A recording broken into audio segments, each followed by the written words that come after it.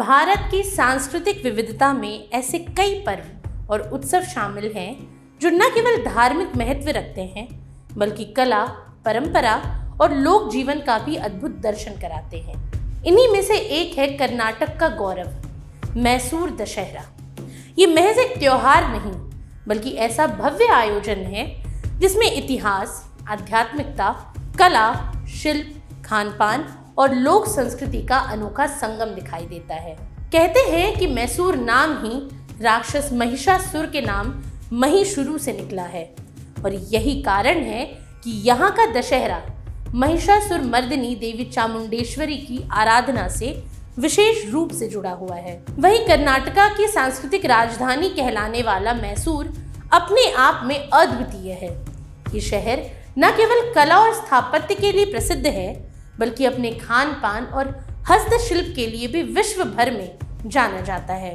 Mysore silk की चमक, मैसूर चंदन की सुगंध, मैसूर पेंटिंग्स की जीवंतता और मैसूर पाक की मिठास, ये सब मिलकर इस शहर को और भी खास बनाते हैं।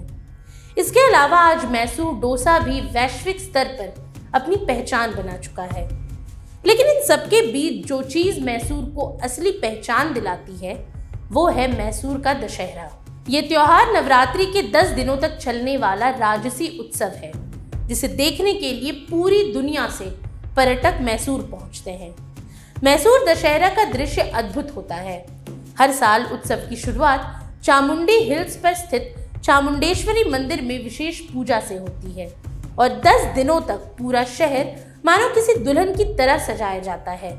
सड़कों पर रोशनी की झालरें, पेड़ों पर रंगीन सजावट और ऐतिहासिक मैसूर पैलेस की चमक देखने वालों को मंत्रमुग्ध कर देती है। विजयदशमी के दिन जब सजे धजे हाथियों के ऊपर देवी चामुंडेश्वरी की भव्य झांकी निकलती है तो ढोल नगाड़ों की गूंज और नृत्य करती टोलियों का उत्साह वातावरण को दिव्यता से भर देता है। मान्यता है कि इसी दिन देवी चामुंडेश्वरी ने महिषासुर का वध किया था, इसीलिए ये पर्व स्त्री शक्ति के महत्व को दर्शाता है। नवरात्रि के 9 दिन देवी की 3 शक्तियों ज्ञान, धन और बल को समर्पित होते हैं और 10वां दिन उनके विजय दिवस का उत्सव है। साथ ही इस दौरान एक विशेष जुलूस निकलता है जो मैसूर पैलेस से शुरू होकर बन्नी मंटप तक पहुंचता है। वही इतिहासकारों के अनुसार दशहरा उत्सव की शुरुआत 15वीं शताब्दी में विजयनगर साम्राज्य के दौरान हुई। तब इसे महानवमी के रूप में मनाया जाता था।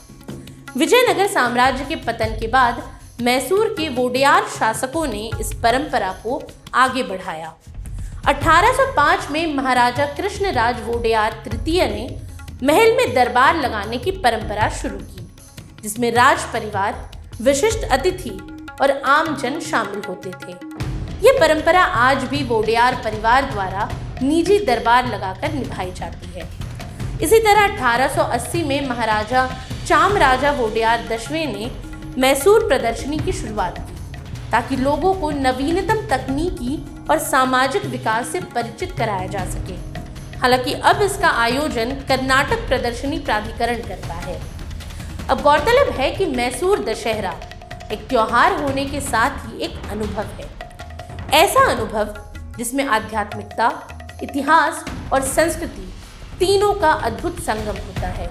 जब मैसूर महल रोशनी से जगमगाता है, जब हाथियों की घंटियों की आवाजें गूंजती हैं, जब लोक कलाएं सड़कों पर जीवंत हो उठती हैं, तब महसूस होता है कि ये केवल कर्नाटक का ही नहीं बल्कि पूरे भारत का गौरव है।